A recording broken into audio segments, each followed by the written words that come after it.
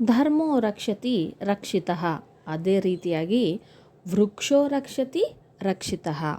ನಾವು ಧರ್ಮವನ್ನು ರಕ್ಷಣೆ ಮಾಡಿದರೆ ಧರ್ಮ ನಮ್ಮನ್ನು ರಕ್ಷಣೆ ಮಾಡುತ್ತೋ ಅದೇ ರೀತಿಯಾಗಿ ನಾವು ವೃಕ್ಷಗಳನ್ನು, ಗಿಡ ಮರಗಳನ್ನು ರಕ್ಷಣೆ ಮಾಡಿದರೆ ಆ ಗಿಡ ಮರಗಳು ನಮ್ಮನ್ನು ರಕ್ಷಣೆ ಮಾಡುತ್ತವೆ. ಈ ಕಟು ಸತ್ಯವನ್ನು ತಿಳಿದಂತಹ ವೃಕ್ಷ ಮಾತೆಯಾದ ಸಾಲು ಮರದ ತಿಮ್ಮಕ್ಕ ಅವರು ತಮಗೆ ಮಕ್ಕಳು ಇಲ್ಲದಿದ್ದರೂ ಕೂಡ ಗಿಡ ಮರಗಳನ್ನೇ ಮಕ್ಕಳು ಎನ್ಕೊಂಡು ಪಾಲನೆ ಪೋಷಣೆ ಮಾಡಿದರು. ನೋಡಿ, ಗಿಡಗಳ ಜೊತೆಯಲ್ಲಿನೇ ಹೆಚ್ಚು ಸಮಯ ಕಾಲ ಕಳೆದು ಪ್ರಕೃತಿ ಮಡಿಲಲ್ಲಿನೇ ಹೆಚ್ಚು ಕಾಲವನ್ನು ಕಳೆದು ದೀರ್ಘ ಆಯುಷ್ಯವನ್ನು ಹೊಂದಿದ್ರು. ಅವರು 114 ವರ್ಷಗಳ ಕಾಲ ಬದುಕಿರ್ತಕ್ಕಂಥವ್ರು ಯಾರು? ವೃಕ್ಷ ಮಾತೆಯಾದ ಸಾಲು ಮರದ ತಿಮ್ಮಕ್ಕ. ಇವರು ನವೆಂಬರ್ 14, 2025 ಪ್ರಕೃತಿಯಲ್ಲಿ ಲೀನವಾದರು, ಅಸುನೀಗಿದ್ರು. ನೋಡಿ, ಒಂದು ಮರ ಕೇವಲ ಮರ ಅಲ್ಲ, ಅದಕ್ಕೆ ಎಷ್ಟು ಬೆಲೆ ಇದೆ, ಮೌಲ್ಯ ಇದೆ ಅನ್ನೋದನ್ನು ಹಾಮಾನಾಯಕ್ ಅವರು ತಮ್ಮ ಒಂದು ಕೃತಿಯ ಮೂಲಕ, ಒಂದು ಮರದ ಬೆಲೆ ಎನ್ನುವಂತಹ ಪಾಠದ ಮೂಲಕ ಪ್ರತಿಯೊಬ್ಬರಿಗೂ ಕೂಡ ತಿಳಿಸ್ಕೊಟ್ಟಿದ್ದಾರೆ. ಬನ್ನಿ, ಇವತ್ತಿನ ಕ್ಲಾಸಲ್ಲಿ ನಾವು ಪಾಠ 7, ಒಂದು ಮರದ ಬೆಲೆ, ಇದನ್ನು ಅಭ್ಯಾಸ ಮಾಡೋಣ. ಕೃತಿಕಾರರ ಪರಿಚಯ. ಹಾಮಾನಾಯಕ್ ಇವರ ಪೂರ್ಣ ಹೆಸರು ಹಾರೋಗದ್ದೆ ಮಾನಪ್ಪ ನಾಯಕ. ಇವರು ಹಾಮಾನಾಯಕ್ ಅಂತಲೇ ಪ್ರಸಿದ್ಧಿಯನ್ನು ಹೊಂದಿದ್ದಾರೆ. ಇವರು 1931 ಶಿವಮೊಗ್ಗ ಜಿಲ್ಲೆಯ ತೀರ್ಥಹಳ್ಳಿ ತಾಲೂಕಿನ ಹಾರೋಗದ್ದೆ ಎನ್ನುವಲ್ಲಿ ಜನಿಸಿದರು. ಇವರು ಅಧ್ಯಾಪಕರಾಗಿ ಸೇವೆಯನ್ನು ಸಲ್ಲಿಸಿದರು. ನಂತರದಲ್ಲಿ ಮೈಸೂರಿನ ಮಾನಸ ಗಂಗೋತ್ರಿ ಕನ್ನಡ ಅಧ್ಯಯನ ಸಂಸ್ಥೆಯಲ್ಲಿ ಡೈರೆಕ್ಟರ್ ಆಗಿ, ನಿರ್ದೇಶಕರಾಗಿ ಕೆಲಸವನ್ನು ಮಾಡಿದರು, ಸೇವೆಯನ್ನು ಸಲ್ಲಿಸಿದರು. ತದನಂತರದಲ್ಲಿ ಗುಲ್ಬರ್ಗಾ ವಿಶ್ವವಿದ್ಯಾನಿಲಯ, ಗುಲ್ಬರ್ಗಾ ಯೂನಿವರ್ಸಿಟಿಯಲ್ಲಿ ಕುಲಪತಿಗಳಾಗಿಯೂ ಕೂಡ ಸೇವೆಯನ್ನು ಸಲ್ಲಿಸಿದ್ದಾರೆ, ಕೆಲಸವನ್ನು ನಿರ್ವಹಿಸಿದ್ದಾರೆ. ಇವರು ಸಾಹಿತ್ಯ ಕ್ಷೇತ್ರದಲ್ಲಿ ನೀಡಿರುವಂತಹ ಕೊಡುಗೆಗಳು ಅಪಾರ. ಅದರಲ್ಲಿ ವಿಶೇಷವಾಗಿ ಅಂಕಣ ಬರಹದಲ್ಲಿ ಅತಿ ಹೆಚ್ಚಿನ ಸಾಧನೆಯನ್ನು ಮಾಡಿದ್ದಾರೆ. ಇವರು ರಚನೆ ಮಾಡಿರುವಂತಹ ಪ್ರಮುಖ ಕೃತಿಗಳು ಸಾಹಿತ್ಯ ಸಲ್ಲಾಪ, ಸಂಚಯ, ಸಂವಾದ, ಸಂಪದ, ಸಾಂಪ್ರತ, ಸ್ಮರಣ, ಸಮೂಹ, ಸೃಜನ, ಸೂಲಂಗಿ, ಬಾಳ್ನೋಟಗಳು. ಇವು ಇವರ ಪ್ರಮುಖ ಕೃತಿಗಳು. ನೋಡಿ, ಎಲ್ಲ ಸದಿಂದಲೇ ಪ್ರಾರಂಭವಾಗುತ್ತೆ.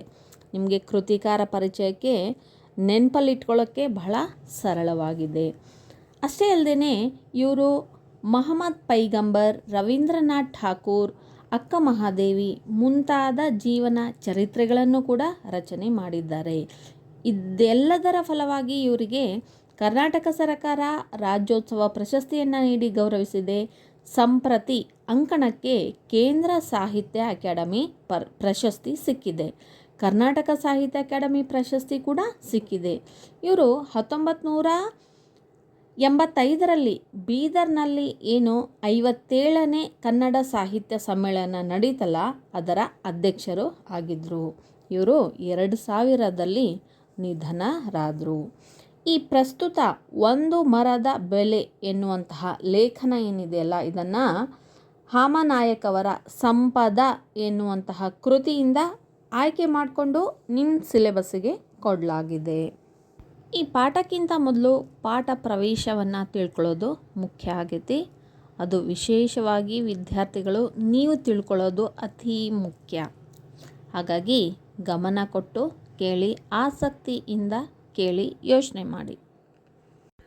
ವೃಕ್ಷೋ ರಕ್ಷತಿ ರಕ್ಷಿತಃ ಎನ್ನುವ ಮಾತು ಇಂದು ಎಲ್ಲೆಡೆ ಕೇಳಿ ಬರ್ತಾ ಇದೆ. ನಾವು ಮರಗಳನ್ನು ರಕ್ಷಿಸಿದರೆ ಮರಗಳು ನಮ್ಮನ್ನು ರಕ್ಷಿಸುತ್ತವೆ ಎಂಬುದು ಇದರ ಅರ್ಥ. ಹೌದಾ? ನಮ್ಮ ಜೀವನ ನಿಂತಿರೋದೇ ಪ್ರಕೃತಿಯ ಮೇಲೆ. ನಾವು ಪ್ರಕೃತಿಯ ಕೂಸುಗಳು, ಮಕ್ಕಳು. ಹೌದಾ? ಮರಗಳು ಇತ್ತು ಅಂತಂದರೆ ಜೀವಿಸೋದಕ್ಕೆ ಸಾಧ್ಯ. ಇಲ್ಲ ಅಂತಂದರೆ ಪ್ರಕೃತಿ ಗಿಡಗಳು ನಾಶ ಆದರೆ ಮನುಷ್ಯನ ಜೀವಿಗಳ ನಾಶ ಖಂಡಿತ. ಹೌದಾ? ನೋಡಿ, ಇಲ್ಲಿ ಪರಿಸರದಲ್ಲಿ ಮರಗಳ ಸಂಖ್ಯೆ ಕಡಿಮೆಯಾಗಿ ಜಾಗತಿಕ ತಾಪಮಾನ ಹೆಚ್ಚುತ್ತಿರುವ ಆತಂಕವನ್ನು ವಿಜ್ಞಾನಿಗಳು ವ್ಯಕ್ತಪಡಿಸಿದ್ದಾರೆ.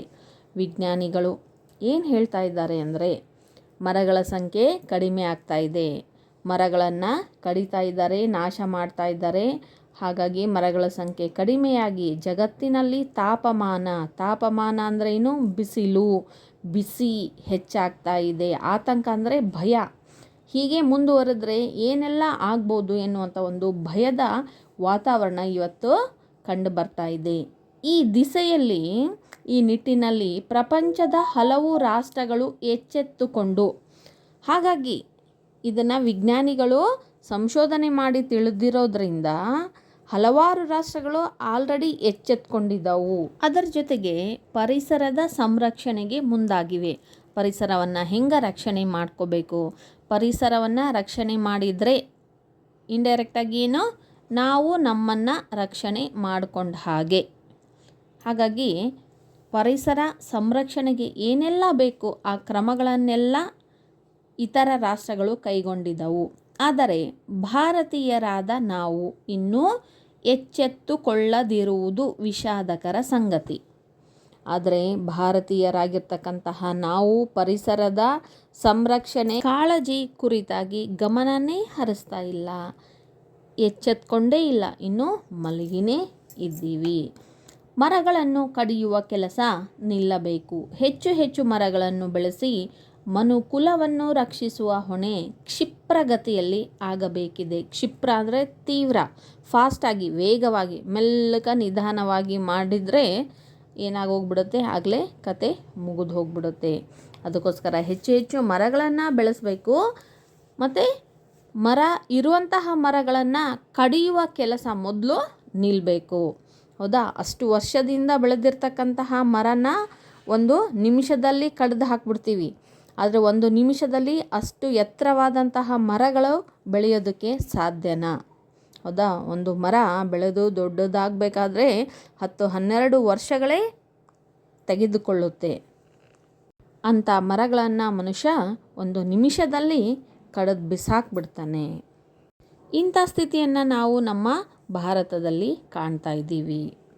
ನೋಡಿ, ಬೇರೆ ದೇಶಗಳು ಪರಿಸರದ ಕುರಿತಾಗಿ ಈಗ ಆಲ್ರೆಡಿ ಎಚ್ಚೆತ್ಕೊಂಡಿದ್ದವು ಅನ್ನೋದಕ್ಕೆ ಒಂದು ಉದಾಹರಣೆ. ಈಚೆಗೆ ಅಮೇರಿಕೆಯಿಂದ ಬಂದ ಒಂದು ಸುದ್ದಿ, ಒಂದು ನ್ಯೂಸು. ಏನದು? 100 ವರ್ಷ ಹಳೆಯದಾದ ಮರವೊಂದನ್ನು ಸಸ್ಯನಾಶಕ ಬಳಸಿ ಕೊಂದ ಅಪರಾಧಕ್ಕಾಗಿ ಅಮೇರಿಕೆಯ ಪ್ರಜೆಯಾದ ಪಾಲ್ ಕೆಲೆನ್ ಎಂಬುವವನಿಗೆ ಜಿಲ್ಲಾ ನ್ಯಾಯಾಲಯ 9 ವರ್ಷ ಸಜೆ. ನೋಡಿ, 500 ವರ್ಷ ಹಳೆಯದಾದ ಮರ. ನೋಡಿ, ಮರಕ್ಕೆ ದೀರ್ಘಾಯುಷ್ಯ ಇರುತ್ತೆ. ಕೆಲವೊಂದು ಮರಗಳಿಗೆ 500 ಇನ್ನೂ ಹೆಚ್ಚಿನ ವರ್ಷಗಳ ಕಾಲ ಬದುಕ್ತಾವು. ಹೌದಾ? ಬದುಕ್ತಾವು. ಅಷ್ಟೊಂದು ಸಹಾಯವನ್ನು ಕೂಡ ಮಾಡಿರ್ತಾವು. ಮನುಷ್ಯನಿಗೆ ನೆರಳು ಕೊಟ್ಟಿರ್ತಾವು, ಆಕ್ಸಿಜನ್ ಕೊಟ್ಟಿರ್ತಾವು, ಗೊಬ್ಬರ ಕೊಡ್ತಾವು, ಮಣ್ಣಿನ ಫಲವತ್ತತೆಯನ್ನು ಹೆಚ್ಚಿಸ್ತಾವು. ಹೌದಾ? ಆ ಮರ 500 ವರ್ಷ ಹಳೆಯದಾಗಿತ್ತು. ಅಲ್ಲಿ ಒಬ್ಬ ವ್ಯಕ್ತಿ, ಅಮೇರಿಕೆಯ ಪ್ರಜೆಯಾತ, ಹೆಸರು ಪಾಲ್ ಕೆಲೆನ್. ಈ ವ್ಯಕ್ತಿ 500 ವರ್ಷ ಹಳೆಯದಾಗಿರ್ತಕ್ಕಂಥ ಮರಕ್ಕೆ ಸಸ್ಯನಾಶಕ, ಒಂದು ರಸಗೊಬ್ಬರ, ಸಸ್ಯ ನಾಶ ಆಗುವಂತಹ ಒಂದು ಗೊಬ್ಬರವನ್ನು ಸಿಂಪಡಿಸಿ ಕೊಂದಿದ್ದಾನೆ. ಇದು ಮಹಾ ಅಪರಾಧ. 500 ವರ್ಷದ ಹಳೆಯದಾಗಿರ್ತಕ್ಕಂಥ ಮರವನ್ನು ಸಸ್ಯನಾಶಕವನ್ನು ಬಳಸಿ ಕೊಂದ್ಬಿಟ್ಟಿದ್ದಾನೆ. ಸಸ್ಯನಾಶಕ ಬಳಸಿದ್ದಕ್ಕೆ ಆ ಮರ ಒಣಗ್ತಾ ಸತ್ತೋಗ್ಬಿಟ್ಟಿದೆ. ಇದು ಅಪರಾಧ. ಅದಕ್ಕೋಸ್ಕರ ಅಮೇರಿಕದಲ್ಲಿರ್ತಕ್ಕಂತಹ ಜಿಲ್ಲಾ ನ್ಯಾಯಾಲಯ ಆತನಿಗೆ ಶಿಕ್ಷೆಯನ್ನು ಕೊಡ್ತಾ ಇದೆ. ನೋಡಿ, ಏನು ಶಿಕ್ಷೆ? 9 ವರ್ಷ ಸಜೆ ಶಿಕ್ಷೆಯನ್ನು ಕೊಡ್ತಾ ಇದೆ, ಜೈಲುವಾಸ, $1,000 ದಂಡ. ಅದರ ಜೊತೆಗೆ ಹಣದ ರೂಪದಲ್ಲಿ ದಂಡವನ್ನು ಕೂಡ ವಿಧಿಸ್ತಾ ಇದೆ. $1,000 ದಂಡವನ್ನು ವಿಧಿಸಿದೆ. ಸಸ್ಯನಾಶಕವನ್ನು ಮರದ ಮೇಲೆ ಸುರಿದದ್ದು ಗೊತ್ತಾದೊಡನೆಯೇ ಕೆಲೆನ್ನನ್ನು ಕಳೆದ ವರ್ಷ ಜೂನ್ ತಿಂಗಳಿನಿಂದ ಬಂಧಿಸಲಾಗಿತ್ತು. ನೋಡಿ, ಈ ವ್ಯಕ್ತಿ ಪಾಲ್ ಕೆಲೆನ್ ಎನ್ನುವಂಥ ವ್ಯಕ್ತಿ ಸಸ್ಯನಾಶಕನ ಮರದ ಮೇಲೆ ಸುರಿದ್ಬಿಟ್ಟಿದ್ದ.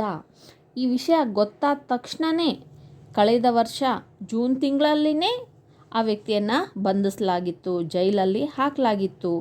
$20,000 ಜಾಮೀನು ಒದಗಿಸಲು ಸಾಧ್ಯವಾಗದೇ ಹೋದುದರಿಂದ ಅವನಿನ್ನೂ ಜೈಲಿನಲ್ಲೇ ಇದ್ದಾನೆ. ಜಾಮೀನು ಕೊಟ್ಟು ಬಿಡಿಸ್ಬೋದು, ಆದರೆ ಜಾಮೀನು ಕೊಟ್ಟು ಬಿಡಿಸೋದಕ್ಕೆ ಎಷ್ಟು ಬೇಕು ಹಣ ನೋಡಿ, ಅತ್ಯಂತ ಹೆಚ್ಚು ಮೊತ್ತ $20,000 ಅಷ್ಟು ಕೊಟ್ಟು ಜಾಮೀನು ಮೇಲೆ ಬಿಡಿಸ್ಕೋಬೋದಿತ್ತು. ಆದರೆ ಅಷ್ಟೊಂದು ಹಣ ಇಲ್ಲ, ಅದು ಸಾಧ್ಯ ಆಗಲಿಲ್ಲ. ಅದಕ್ಕೋಸ್ಕರ ಆ ವ್ಯಕ್ತಿ ಇನ್ನೂ ಜೈಲಿನಲ್ಲಿನೇ ಇದ್ದಾನೆ. ಅಮೇರಿಕೆಯ ಟೆಕ್ಸಸ್ ರಾಜ್ಯದ ಹೌಸ್ಟನ್ ಎಂಬಲ್ಲಿ ನಡೆದ ಘಟನೆ ಇದು. ಇದು ಅಮೇರಿಕದಲ್ಲಿ ಎಲ್ಲಿ ನಡೀತು? ಒಂದು ರಾಜ್ಯ, ಆ ರಾಜ್ಯದ ಹೆಸರು ಟೆಕ್ಸಸ್. ಅಲ್ಲಿ ಹೌಸ್ಟನ್ ಎನ್ನುವಂತಹ ಒಂದು ಪ್ರದೇಶ, ಅಲ್ಲಿ ಈ ಘಟನೆ ನಡೆದಿದೆ. ಈ ಕೃತ್ಯದಿಂದ ಆ ಹೆಮ್ಮರ ಅರ್ಧಕ್ಕೂ ಹೆಚ್ಚು ಭಾಗ ಸತ್ತು ಹೋಗಿದೆ.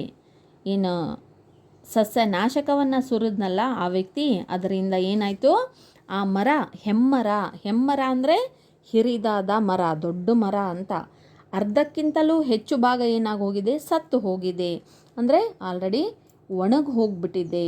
1 ವರ್ಷದಲ್ಲಿ ಮರವನ್ನು ಉಳಿಸಲು ಅಗತ್ಯವಾದ ಕ್ರಮ ಕೈಗೊಳ್ಳುವ ಸಲುವಾಗಿ ನೋಡಿ, ಅಲ್ಲಿನ ಜನರು ಎಲ್ಲರೂ ಕೂಡ 1 ವರ್ಷದಲ್ಲಿ ಆ ಮರ ಅರ್ಧ ಸತ್ತೋಗಿದೆ, ಇನ್ನೊಂದು ಸ್ವಲ್ಪ ಇದೆಯಲ್ಲ ಬದುಕಿಸೋದಕ್ಕೆ ಹೌಸ್ಟನ್ ನಗರ ಪಾಲಿಕೆ $1,00,000ಕ್ಕೂ ಹೆಚ್ಚು ದೇಣಿಗೆ ಬಂದಿದೆ. ನೋಡಿ, ಅಲ್ಲಿ ಹೌಸ್ಟನ್ನಿನ ನಗರ ಪಾಲಿಕೆಗೆ ಆ ಮರವನ್ನು ಹೆಂಗಾದರೂ ಕೂಡ ಬದುಕಿಸ್ಬೇಕು. ಅಷ್ಟು ವರ್ಷದ ಹಳೆಯದಾದಂತಹ ಮರ, ಅದರಿಂದ ಸಾಕಷ್ಟು ಉಪಯೋಗ ಇದೆ, ಅದರ ಬೆಲೆ ಅಮೇರಿಕದ ಜನತೆಗೆ ಗೊತ್ತು. ಹಾಗಾಗಿ ದೇಣಿಗೆ ಕೊಟ್ಟಿದ್ದಾರೆ. ಎಷ್ಟು ದೇಣಿಗೆ, ಎಲ್ಲರೂ ಸೇರಿ ಎಲ್ಲ ದೇಣಿಗೆ ಎಷ್ಟಾಗಿದೆ ನೋಡಿ, $1,00,000ಕ್ಕಿಂತಲೂ ಹೆಚ್ಚು ದೇಣಿಗೆ ಬಂದಿದೆ. ಆದರೇನು, ಮರ ಹೆಚ್ಚು ಕಾಲ ಬದುಕುವ ಸಾಧ್ಯತೆ ಇಲ್ಲ. ಎಷ್ಟು ಮಾಡಿದರೂ ಕೂಡ ಅದು ಹೆಚ್ಚು ಕಾಲ ಬದುಕುವಂತಹ ಸಾಧ್ಯತೆ ಇಲ್ಲ. ಯಾಕಂದರೆ ಆ ಸಸ್ಯನಾಶಕ ಅಷ್ಟೊಂದು ಸ್ಟ್ರಾಂಗ್ ಆಗಿ ಇತ್ತು. ಆ ಮರಕ್ಕೆ ಬೇಗನೆ ಪೂರ್ಣ ಆರೋಗ್ಯ ಲಭಿಸಲೆಂದು ಹಾರೈಸಿ ಸಾವಿರಾರು ಜನ ವೃಕ್ಷ ಪ್ರೇಮಿಗಳು ಮರದ ಬುಡದಲ್ಲಿ ಶುಭಾಶಯ ಪತ್ರಗಳನ್ನಿಡುತ್ತಿದ್ದಾರೆ.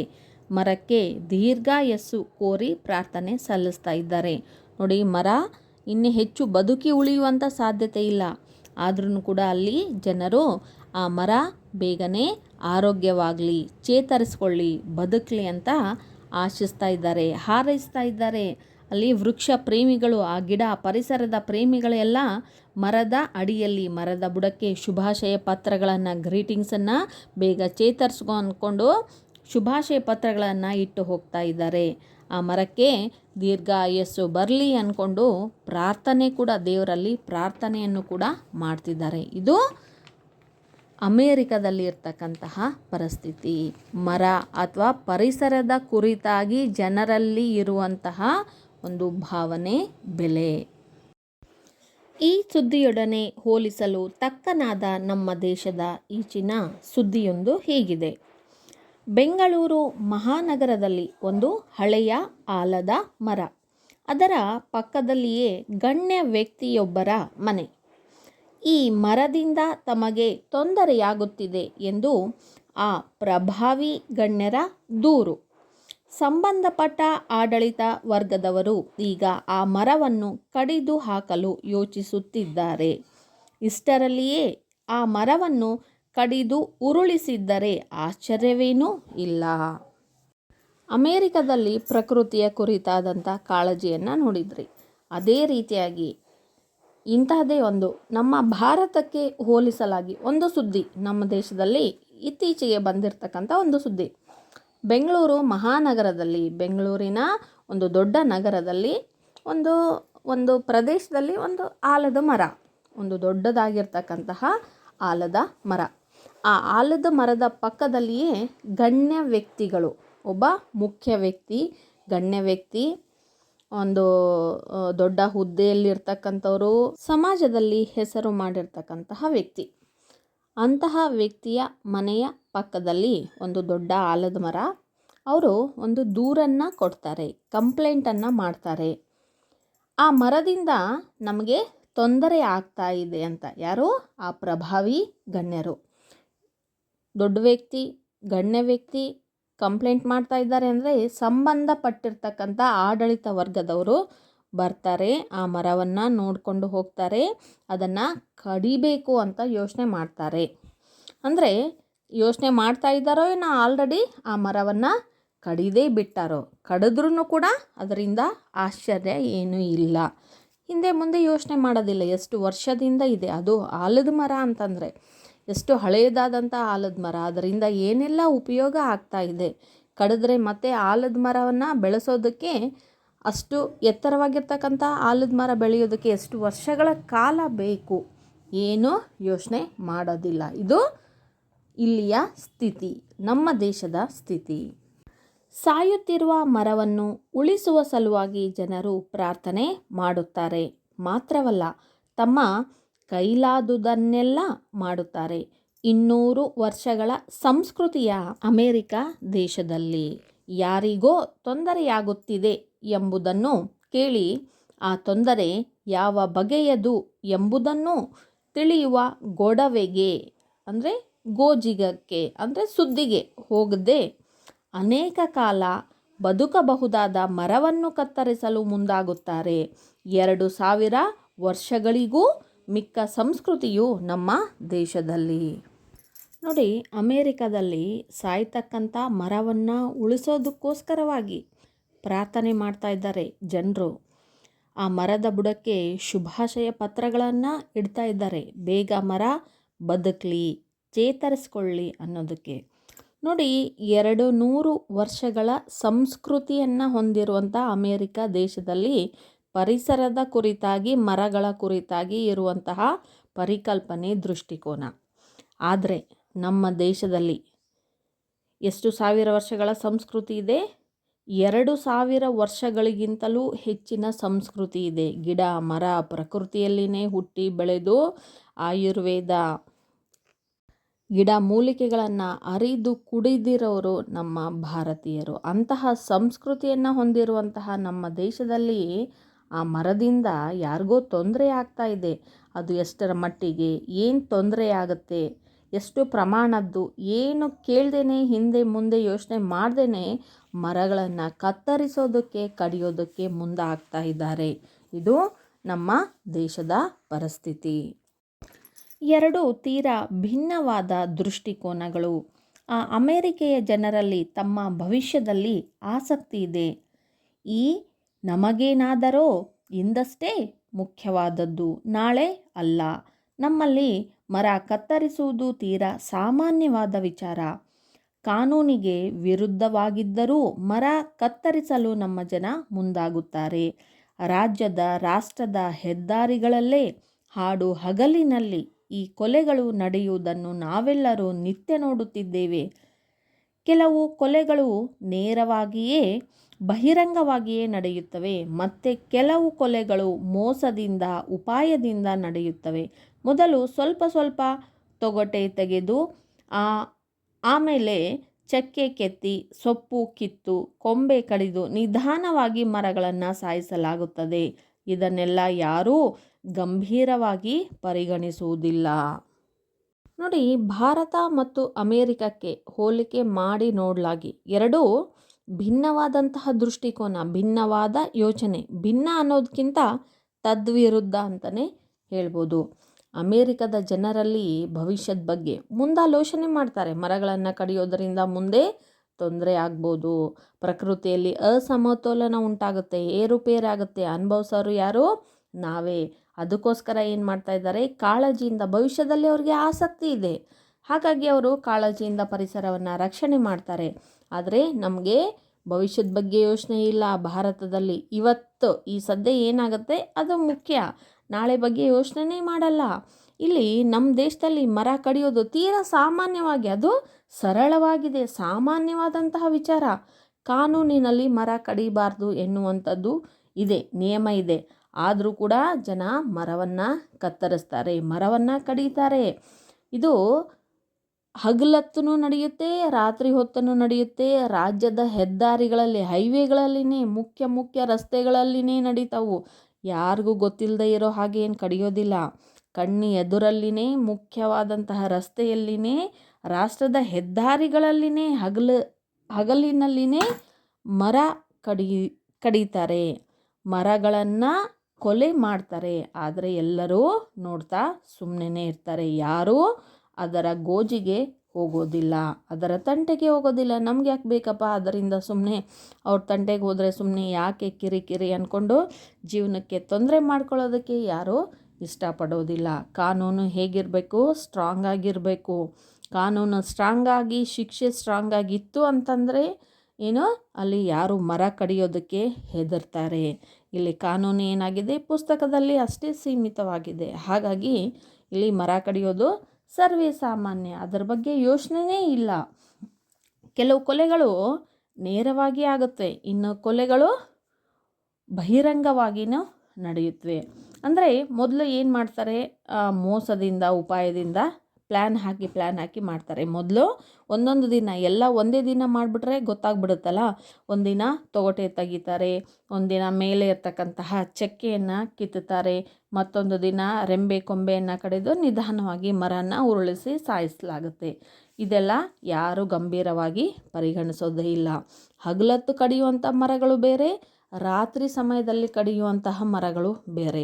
ರಾತ್ರಿ ಸಮಯದಲ್ಲಿ ಏನು ಬೆಲೆ ಬಾಳುವಂತಹ ಮರಗಳು, ತೇಗ, ಗಂಧ, ಇಂತಹ ಮರಗಳನ್ನು ಎಲ್ಲ ಏನು ರಾತ್ರಿ ಸಮಯದಲ್ಲಿ ಯಾರಿಗೂ ಗೊತ್ತಿಲ್ಲದೆ ಇರೋ ಹಾಗೆ ಕಡಿತಾರೆ.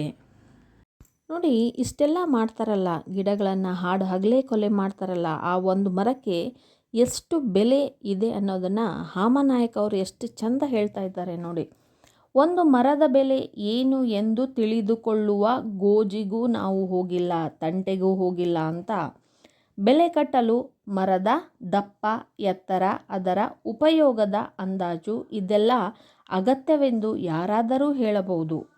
ನಿಜ, ನಾವು ಬಲ್ಲ ಬೆಲೆ ಇದನ್ನೇ ಅವಲಂಬಿಸಿರುತ್ತದೆ. ಆದರೆ ಮರದ ನಿಜವಾದ ಬೆಲೆ ಏನೆಂಬುದನ್ನು ನಾವು ಯೋಚಿಸಿಯೇ ಇಲ್ಲ. 50 ವರ್ಷ ತುಂಬಿದ ಆರೋಗ್ಯವಂತ ಮರವೊಂದರ ಬೆಲೆ ಏನು ಎಂಬುದನ್ನು ವಿಜ್ಞಾನಿಯೊಬ್ಬರು ಲೆಕ್ಕ ಹಾಕಿ ಹೇಳಿದ್ದಾರೆ. ಒಂದು ಮರವನ್ನು ಎಷ್ಟು ಸರಳವಾಗಿ ಕಡಿದು ಕೊಂದು ಹಾಕ್ಬಿಡ್ತಾನಲ್ಲ, ಅದರ ಬೆಲೆ ಏನು ಅನ್ನೋದ್ರ ಬಗ್ಗೆ ಯೋಚನೆ ಮಾಡಿಲ್ಲ, ತಿಳ್ಕೊಳ್ಳೋದಕ್ಕೂ ಕೂಡ ಹೋಗಿಲ್ಲ. ಮರದ ಬೆಲೆ ಕೇಳಿದಾಗ ಮರದ ದಪ್ಪ, ಎತ್ತರ ಇದನ್ನೆಲ್ಲ ನೋಡೋದು ಅಗತ್ಯ. ಹೌದು, ನಿಜ. ಇದರ ಜೊತೆಗೆ ಮರ ಬೇರೆದನ್ನು ಕೂಡ ಅವಲಂಬಿಸಿರುತ್ತೆ. ಇದರ ಜೊತೆಗೆ ನಾವು ಬೇರೆದನ್ನು ಕೂಡ ಯೋಚನೆ ಮಾಡಬೇಕು. ಮತ್ತು ಬೇರೆ ಏನು ಉಪಯೋಗ ಇದೆ, ಮರದ ನಿಜವಾದ ಬೆಲೆ ಏನು ಅನ್ನೋದನ್ನು, ಅದು 50 ವರ್ಷ ತುಂಬಿರ್ತಕ್ಕಂತಹ 50 ವರ್ಷದ ಹಳೆಯದಾದಂಥ ಒಂದು ಆರೋಗ್ಯವಂತ ಮರದ ಬೆಲೆ ಏನು ಅನ್ನೋದನ್ನು ಒಬ್ಬ ವಿಜ್ಞಾನಿಯವರು ಲೆಕ್ಕ ಹಾಕಿ ಎಷ್ಟು ಚಂದ ಹೇಳ್ತಾ ಇದ್ದಾರೆ ನೋಡಿ. ಅವರ ಪ್ರಕಾರ, ಅಂದರೆ ಒಬ್ಬ ವಿಜ್ಞಾನಿ ಪ್ರಕಾರ, ಅಂಥ ಮರ ಒಂದರ ಬೆಲೆ 16 ಲಕ್ಷ ರೂಪಾಯಿಗಳಿಗಿಂತ ಹೆಚ್ಚು ಎಂದರೆ ಯಾರು ನಂಬ್ತಾರೆ? ಈ ವಿವರ ನೋಡಿ. ಒಂದು ಮರ ಉತ್ಪಾದಿಸುವ ಆಮ್ಲಜನಕ, ಇದರ ಬೆಲೆ 2.5 ಲಕ್ಷ. ಅದು ಹೀರಿಕೊಳ್ಳುವ ಇಂಗಾಲದ ಜನಕದ ಬೆಲೆ 5 ಲಕ್ಷ. ಮಣ್ಣಿನ ಸವೆತ ತಡೆಯುವುದರ ಬೆಲೆ 2.5 ಲಕ್ಷ. ನೀರು ಭೂಮಿಯಲ್ಲಿ ಇಂಗಿ ಅಂತರ್ಜಲವನ್ನು ಹೆಚ್ಚಿ ಪ್ರವಾಹವನ್ನು ತಡೆಗಟ್ಟುವುದರ ಬೆಲೆ 3 ಲಕ್ಷ. ಆಹಾರ ಹಾಗೂ ಗೊಬ್ಬರದ ಬೆಲೆ 1/2 ಲಕ್ಷ. ಪಶು ಪಕ್ಷಿಗಳಿಗೆ, ಕ್ರಿಮಿ ಕೀಟಗಳಿಗೆ ಆಶ್ರಯ ಹಾಗೂ ರಕ್ಷಣೆ ನೀಡುವುದರ ಬೆಲೆ 2.5 ಲಕ್ಷ. ನೋಡಿ, 50 ವರ್ಷ ತುಂಬಿದಂತಹ ಆರೋಗ್ಯವಂತ ಮರದ ಬೆಲೆ 16 ಲಕ್ಷ ರೂಪಾಯಿಗಳಿಗಿಂತ ಹೆಚ್ಚು. ಅದು ಹೆಂಗ ಅಂತೀರಾ? ನೋಡಿ, ಒಂದು ವಿವರಣೆಯನ್ನು ಕೊಡ್ತಾ ಇದ್ದಾರೆ. ಮರ ಉತ್ಪಾದಿಸುವ, ಮರ ಏನೋ ಬಿಡುಗಡೆ ಮಾಡುತ್ತಲ್ಲ ಆಮ್ಲಜನಕ, ನಾವೇನು ಮನುಷ್ಯರು ಉಸಿರಾಡ್ತೀವಲ್ಲ, ಅದರ ಬೆಲೆ ಎಷ್ಟು? 2.5 ಲಕ್ಷ. ಹೌದಾ? ಒಳ್ಳೆ ಗಾಳಿ, ಆಮ್ಲಜನಕ ಯಾವುದರಿಂದ ಸಿಗುತ್ತಾ? ಗಿಡದಿಂದಲೇ ಸಿಗುತ್ತಾ. ಮತ್ತು ನಾವು ಬಿಟ್ಟಿರುವಂತಹ ಇಂಗಾಲದ ಡೈಆಕ್ಸೈಡ್, ಇಂಗಾಲದ ಜನಕವನ್ನು ಏನು ಹೀರ್ಕೊಳ್ಳುತ್ತಲ್ಲ ಮರ, ಇಂಗಾಲದ ಜನಕವನ್ನು ಹೀರ್ಕೊಂಡು ಆಮ್ಲಜನಕವನ್ನು ಬಿಡುತ್ತೆ. ಈ ಇಂಗಾಲದ ಜನಕವನ್ನು ಹೀರ್ಕೊಳ್ಳೋದಕ್ಕೆ 5 ಲಕ್ಷ. ಇಲ್ಲಾಂದರೆ ಏನಾಗ್ತಾಯಿತ್ತು? ಮರ ಕಡ್ದಂಗೆಲ್ಲ ಏನಾಗುತ್ತೆ? ಇಂಗಾಲದ ಜನಕ ವಾತಾವರಣದಲ್ಲಿ ಹೆಚ್ಚಾಗ್ತಾ ಹೋಗುತ್ತೆ. ಆಮ್ಲಜನಕದ ಪ್ರಮಾಣ ಏನಾಗುತ್ತೆ? ಕಡಿಮೆ ಆಗ್ತಾ ಹೋಗುತ್ತೆ. ಮಣ್ಣಿನ ಸವೆತ ತಡೆಯೋದರ ಬೆಲೆ, ಇದು ಎಷ್ಟು? 2.5 ಲಕ್ಷ. ಮಳೆ ಬಂದಾಗ ಬೇರುಗಳು ಏನು ಮಾಡ್ತಾವು? ಮಣ್ಣು ಮಳೆ ನೀರಿಗೆ ಕೊಚ್ಚಿ ಹೋಗದಂತೆ ಗಟ್ಟಿಯಾಗಿ ಹಿಡಿತಾವು. ಇಲ್ಲಾಂದರೆ ಏನಾಗೋಗ್ಬಿಡುತ್ತೆ? ಮಣ್ಣು ಹರಿದು ಹೋಗ್ಬಿಡುತ್ತೆ. ಮತ್ತು ಭೂಮಿಯಲ್ಲಿ ಇಂಗಿ ಅಂತರ್ಜಲ ಪ್ರವಾಹವನ್ನು ತಡೆಗಟ್ಟುವುದರ ಬೆಲೆ 3 ಲಕ್ಷ. ನೋಡಿ, ಮಳೆ ಬಂದಾಗ ಬೇರುಗಳು ಏನು ಮಾಡ್ತಾವು? ಆ ನೀರನ್ನು ಅಬ್ಸರ್ವ್ ಮಾಡ್ತಾವು, ಹೀರಿ ಭೂಮಿಯ ಒಳಗಡೆ ಇರುವಂತಹ ನೀರಿನ ಪ್ರಮಾಣವನ್ನು, ಅಂತರ್ಜಲವನ್ನು ಹೆಚ್ಚು ಮಾಡ್ತಾವು. ಹೌದಾ? ಇದರಿಂದ ಹೆಚ್ಚು ಪ್ರವಾಹ ಆಗೋದನ್ನು ತಡೆಗಟ್ಬೋದು. ಮತ್ತು ಅವು ಗೊಬ್ಬರವನ್ನು ಕೂಡ ಕೊಡ್ತಾವು. ಹೌದಾ? ಸಾವಯವ ಗೊಬ್ಬರ, ನ್ಯಾಚುರಲ್ ಗೊಬ್ಬರ. ಅದರ ರೆಂಬೆ, ಕೊಂಬೆಗಳಾಗಿರ್ಬೋದು, ಎಲೆಗಳು, ಪ್ರತಿಯೊಂದು ಭಾಗಗಳಿಂದಲೂ ಕೂಡ ಅದು ಕೊಳೆತ ಮೇಲೆ ಏನಾಗುತ್ತೆ? ಗೊಬ್ಬರ ಆಗುತ್ತೆ. ಅಷ್ಟೇ ಅಲ್ಲದೆ ಪಶು ಪಕ್ಷಿಗಳಿಗೆ ಆಶ್ರಯ ತಾಣಗಳಾಗಿದ್ದವು. ಹೂವು, ಹಣ್ಣು ಆಶ್ರಯವನ್ನು ಕೊಡ್ತಾವು. ಗೂಡು ಕಟ್ಕೊಂಡು ಪಕ್ಷಿಗಳು ವಾಸ ಮಾಡ್ತಾವು. ಕ್ರಿಮಿ ಕೀಟಗಳು ಅದರಲ್ಲಿ ನೆಲೆಸ್ತಾವು. ರಕ್ಷಣೆ ನೀಡ್ತಾ ಇದ್ದವು, ನೆರಳು ಕೊಡ್ತಾ ಇದ್ದವು. ಇದು ಎಲ್ಲದರ ಬೆಲೆ ಸೇರಿ ಏನಾಗುತ್ತೆ? 2.5 ಲಕ್ಷ. ಹೀಗೆ ಒಟ್ಟು ಲೆಕ್ಕ ಹಾಕ್ತಾ ಹೋದರೆ 16 ಲಕ್ಷಕ್ಕಿಂತಲೂ ಹೆಚ್ಚಾಗುತ್ತೆ. ಇಷ್ಟು ಬೆಲೆ ಬಾಳ್ತಕ್ಕಂಥ ಮರವನ್ನು ಎಷ್ಟು ಸರಳವಾಗಿ ಮನುಷ್ಯ ಕಡಿದು ಉರುಳಿಸಿಬಿಡ್ತಾನಲ್ಲ. ಇಂಥ ಮರ ಕಡಿಯುವಂಥ ಕೆಲಸ ಮಾಡೋರು ಯಾರು? ಓದದೇ ಇರೋರು, ಜ್ಞಾನ ಇಲ್ಲದೆ ಇರೋರು ಅಂದ್ಕೊಂಡಿರಾ? ಇಲ್ಲ, ಓದಿರೋರೇ, ಎಜುಕೇಟೆಡ್ಡೇ, ನಾಲೆಜ್ ಇರುವಂಥವರೇ ಮಾಡ್ತಾರೆ ಇದನ್ನು. ಮತ್ತು ಮುಂದುವರೆದು ಲೇಖಕರು ಹೇಳ್ತಾ ಇದ್ದಾರೆ ನೋಡಿ, ಇದರ ಮೇಲೆ ಬೇಕಾದರೆ ನೀವು ದಿಮ್ಮಿಗಳ ಬೆಲೆ, ದಿಮ್ಮಿ ಅಂತಂದರೆ ಬಡ್ಡಿ, ಮರದ ಬಡ್ಡಿ ಬೆಲೆ ಏನಾಗುತ್ತದೆ ಎಂಬುದನ್ನು ಲೆಕ್ಕ ಹಾಕಿಕೊಳ್ಳಬಹುದು. ಇದೆಲ್ಲವನ್ನೂ ಮೀರಿದ ಬೆಲೆಯೊಂದಿದೆ. ಮನುಕುಲವನ್ನು ಕಾಪಾಡಲು ಮರಗಳಿಲ್ಲದೆ ಸಾಧ್ಯವಿಲ್ಲ ಎಂಬ ಸತ್ಯವೇ ಆ ಬೆಲೆ. ಈ ಬೆಲೆಯನ್ನು ತೆತ್ತು ನಾವು ಮರಗಳನ್ನು ಕಡಿಯಬೇಕೇ ಎಂಬುದನ್ನು ಈಗ ತೀವ್ರವಾಗಿ ಯೋಚಿಸಬೇಕಾಗಿದೆ. ನೋಡಿ, ಅದರ ಬೆಲೆ 16 ಲಕ್ಷಕ್ಕಿಂತಲೂ ಹೆಚ್ಚು ಅಂತ ಹೇಳ್ತಾ ಇದ್ದಾರಲ್ಲ. ಇದು ಕಣ್ಣಿಗೆ ಕಾಣೋದಿಲ್ಲ. ಅದು ಕೊಡ್ತಕ್ಕಂಥ ಆಕ್ಸಿಜನ್ನು, ಹೀರ್ಕೊಳ್ತಕ್ಕಂಥ ಕಾರ್ಬನ್ ಡೈಆಕ್ಸೈಡು, ಮಣ್ಣಿನ ಸವೆತವನ್ನು ತಡೆಗಟ್ಟೋದು, ಅಂತರ್ಜಲವನ್ನು ಹೆಚ್ಚೋದು, ಇದು ಯಾವುದು ಕಣ್ಣಿಗೆ ಕಾಣೋದಿಲ್ಲ ಮನುಷ್ಯನಿಗೆ. ಹೌದಾ? ಕಾಣೋದು ಯಾವುದು? ಅದರ ಬಡ್ಡಿ, ದಿಮ್ಮಿ, ಎತ್ತರ. ಹೌದಾ? ನೀವು ಮೊದಲು ಅದನ್ನು ಬೆಲೆ ಕಟ್ಟಿ ಆಮೇಲೆ ಅದ್ರ ಜೊತೆಗೆ ಇದನ್ನು ಸೇರಿಸಿ ಅಂತ ಹೇಳ್ತಾರೆ. ಆಮೇಲೆ ದಿಮ್ಮಿಗಳ ಬೆಲೆ ನೀವು ಲೆಕ್ಕ ಹಾಕ್ಕೊಳ್ಳಿ. ಆ ದಿಮ್ಮಿಗಳ ಬೆಲೆ ಸೇರಿಸಿದ್ರೆ ಇನ್ನೂ ಹೆಚ್ಚಾಗುತ್ತೆ. ಆದರೆ ಇನ್ನೊಂದು ಹೇಳ್ತಾ ಇದ್ದಾರೆ ನೋಡಿ, ಇದು ಎಲ್ಲದಕ್ಕಿಂತಲೂ ಮೀರಿದ, ಹೆಚ್ಚಿದ ಒಂದು ಬೆಲೆ ಇದೆ. ಮನುಕುಲವನ್ನು ಕಾಪಾಡಲು ಮರಗಳಿಲ್ಲದೆ ಸಾಧ್ಯವಿಲ್ಲ. ಮನುಕುಲ, ಮನುಷ್ಯ, ಪ್ರತಿಯೊಂದು ಜೀವ ಸಂಕುಲಗಳನ್ನು ಕಾಪಾಡಬೇಕಂದ್ರೆ ಮರಗಳು ಬೇಕು. ಮರಗಳು ಇಲ್ಲ ಅಂದರೆ ಮನುಷ್ಯ ಜೀವಿಸೋದಕ್ಕೆ, ಬದುಕೋದಕ್ಕೆ ಸಾಧ್ಯ ಇಲ್ಲ. ಮರಗಳನ್ನು ಕಡಿತಾ ಹೋದಂಗೆಲ್ಲ ವಾತಾವರಣದಲ್ಲಿ ಉಷ್ಣತೆ ಹೆಚ್ಚಾಗ್ತಾ ಹೋಗುತ್ತೆ, ತಾಪಮಾನ ಹೆಚ್ಚಾಗ್ತಾ ಹೋಗುತ್ತೆ. ಬಿಸಿಲು 40 ಡಿಗ್ರಿ, 45, 50 ಡಿಗ್ರಿ ಹೆಚ್ಚಾಗ್ತಾ ಹೋಗೋದಕ್ಕೆ ಕಾರಣ ಏನು? ಮರಗಳು ಇಲ್ಲದೆ ಇರೋದು. ಮಳೆ ಇಲ್ಲ, ಮಳೆ ಕಡಿಮೆ ಆಗ್ತಾ ಹೋಗ್ತಾ ಇದೆ, ಪ್ರಕೃತಿ ಅಸಮತೋಲನ ಆಗ್ತಾ ಇದೆ. ಹೌದಾ? ಇದರಿಂದ ಯಾರಿಗೆ ಪರಿಣಾಮ ಆಗುತ್ತೆ? ಮನುಷ್ಯನಿಗೆ ತಾನೇ. ಮನುಷ್ಯನ ಜೀವನ ಶೈಲಿಯಲ್ಲಿ ಅಲ್ಲೋಲ ಕಲ್ಲೋಲನೇ ಉಂಟಾಗಿ ಹೋಗ್ಬಿಡುತ್ತೆ. ತೊಂದರೆ ಆಗೋದು ಯಾರಿಗೆ? ಮನುಷ್ಯನಿಗೆ. ಅದಕ್ಕೆ ಮರಗಳು ಇಲ್ಲದೆ ಇದ್ದರೆ ಮನುಕುಲನ, ಮನುಷ್ಯರನ್ನು ಕಾಪಾಡೋದಕ್ಕೆ ಯಾರಿಂದಲೂ ಕೂಡ ಸಾಧ್ಯ ಇಲ್ಲ. ಇದು ಸತ್ಯ. ಇದನ್ನು ಮೊದಲು ನಾವು ತಿಳ್ಕೋಬೇಕು. ಇದರ ಬೆಲೆಯನ್ನು ಕಟ್ಟಿ ಮರ ಕಡಿಬೇಕೋ ಅಥವಾ ಬೇಡೋ ಅನ್ನೋದನ್ನು ನಾವು ತೀವ್ರವಾಗಿ, ಗಂಭೀರವಾಗಿ ಯೋಚನೆ ಮಾಡಬೇಕು ಅಂತ ಯಾರು ಹೇಳ್ತಾ ಇದ್ದಾರೆ? ಲೇಖಕರಾಗಿರ್ತಕ್ಕಂಥ ಹಾಮನಾಯಕ್ ಅವರು ಹೇಳ್ತಾ ಇದ್ದಾರೆ. ಅಲ್ಲ, ಲೇಖಕರು ಯೋಚನೆ ಮಾಡಿ ಅಂತ ಹೇಳಿದರೆ ಯೋಚನೆ ಮಾಡ್ತಾರಾ ಜನ? ಎಮ್ಮೆ ಚರ್ಮ ಅಂತಾರಲ್ಲ, ಹಾಗೆ ಅದು ಅರ್ಥ ಆಗೋದಿಲ್ಲ. ಸೂಕ್ಷ್ಮ ಇದ್ದರಿಗೆ ಅರ್ಥ ಆಗುತ್ತೆ. ಎಮ್ಮೆ ಚರ್ಮಕ್ಕೆ ಸೂಜಿ ಅಲ್ಲ, ಡಬ್ಬಣನೇ ಬೇಕು. ಇವರು ಕಟುವಾಗಿ ಹೇಳಬೇಕಾಗಿತ್ತು ಲೇಖಕರು. ಅಂದಾಗ ಒಂದು ಸ್ವಲ್ಪ ಆದರೂ ಕೂಡ ತಲೆಯಲ್ಲಾದರೂ ಹೋಗ್ತಿತ್ತೋ ಏನೋ. ಆದರೆ ವಿದ್ಯಾರ್ಥಿಗಳೇ, ನೀವು ಇಂದಿನ ವಿದ್ಯಾರ್ಥಿಗಳು ಮುಂದಿನ ಪ್ರಜೆಗಳು, ಬಾಳಿ ಬದುಕುವಂಥವರು. ಇದರ ಬಗ್ಗೆ ಭಾಳ ಗಂಭೀರವಾಗಿ ಯೋಚನೆ ಮಾಡಿ ಕ್ರಮವನ್ನು ಕೈಗೊಳ್ಳಿ. ಅರ್ಥ ಆಯ್ತಾ ವಿದ್ಯಾರ್ಥಿಗಳೇ? ಯಾರು ಇಲ್ಲಿವರೆಗೂ ಪೇಷನ್ಸಿಂದ, ಸಮಾಧಾನದಿಂದ, ಆಸಕ್ತಿಯಿಂದ ಈ ನನ್ನ ಕ್ಲಾಸನ್ನು ಕೇಳಿರಿ ಅವರೆಲ್ಲರಿಗೂ ಥ್ಯಾಂಕ್ ಯು ಸೋ ಮಚ್.